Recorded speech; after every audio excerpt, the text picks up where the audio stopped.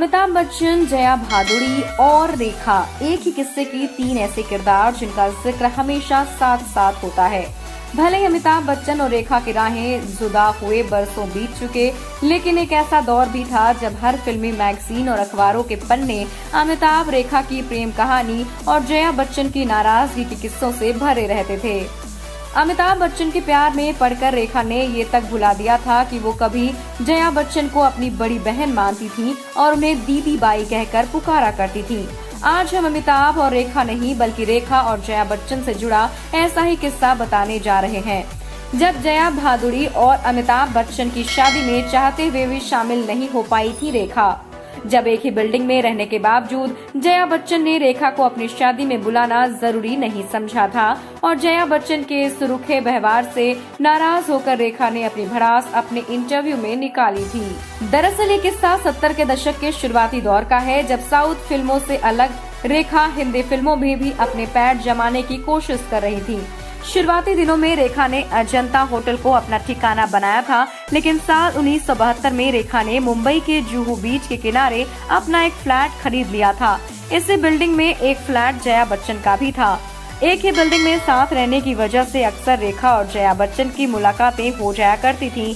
धीरे धीरे दोनों की जान पहचान दोस्ती में तब्दील हो गई थी। बता दें कि जया के जुहू बीच फ्लैट में ही रेखा और अमिताभ बच्चन की पहली मुलाकात भी हुई थी। कहते हैं कि उस दौर में जया भादुड़ी की पहचान एक गंभीर अदाकारा के तौर पर बन चुकी थी, जबकि रेखा की पहचान ऐसी अभिनेत्री की थी जो अपने करियर को ज्यादा गंभीर नहीं समझती। उन दिनों में जया बच्चन अक्सर रेखा को बड़ी बहन की तरह गाइड करती थी, तो रेखा भी उन्हें प्यार से दीदी बाई कहकर पुकारा करती थी। लेकिन दोनों के बीच दोस्ती में उस वक्त दरार आई जब 3 जून 1973 को जया भादुड़ी ने अमिताभ बच्चन के साथ शादी की और अपनी शादी में उन्होंने रेखा को शामिल होने का न्योता तक नहीं दिया था। जया बच्चन के इस रुखे व्यवहार ने रेखा के दिल को गहरी ठेस पहुंचाई थी। बाद में रेखा ने अपने दिल की कड़वाहट को एक इंटरव्यू में जाहिर किया था।